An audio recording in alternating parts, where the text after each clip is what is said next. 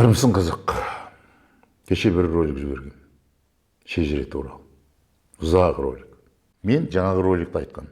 Қазақтың 4 жұрты бар деп. Қазақта 4 жұрт бар. 4-еуі түгел болмаса, сенің жұртың түгелделмей қалады. Оның сыртында, оның ар жағында түп нағашыларың болады. Өз жұртың бар. Әйел алсаң, ол қайын жұрт болады. Шешең жағы нағашы болады. Яғни қайын жұртың бар, нағашы жұртың бар, өз жұртың бар. 4-ші жұрт қайдан келеді?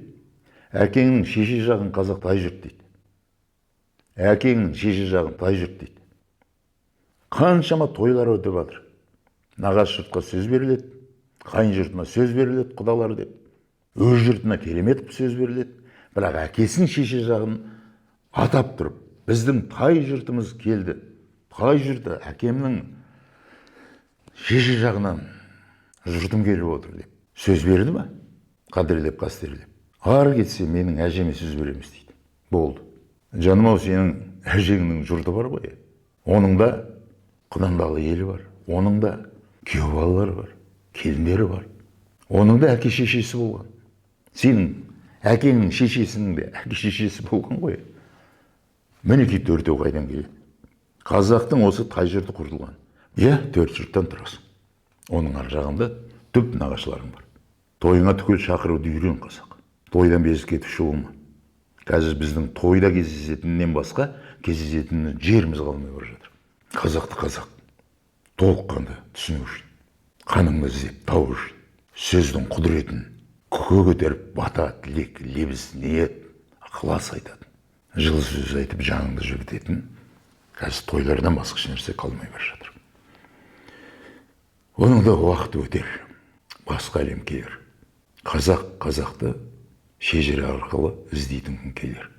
Ол менің нағашыларым, ол менің төркінім, олар менің тай жұртым, олар менің түп нағашым деп айтатын күн келер.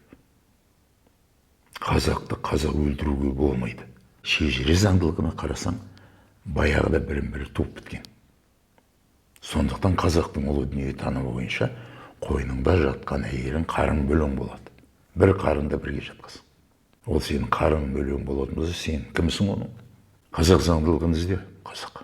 Қазақтың заңдылығын ізде. Қазаққа қазақтан басқаның септігі тимейді. Моңғолыңа да рахмет, түркіңе де рахмет. Мен түріктес халықпын деп жүргеннің барлығына рахмет. Шежіренің ішінде олар жоқ. Бірақ мәдени, экономикалық араласуға болады. Генетикалық араласуға болмайды. Ал біздің ұлтымыз қазір азып тұр, тозып тұр. Бұл қазақ сенің құлағың алтын сырға. Қайталап айтамын, қазақ қазақты баяғыда туып біткен. Сондықтан 7 ата, 7 ру, 4 жұрт гүнмен құнды. Шежіре заңы бойынша ағарыз, бегарыз, жанарыз, байшора, қарашора, жаншораны бақылатып қойған. Отырсың ба?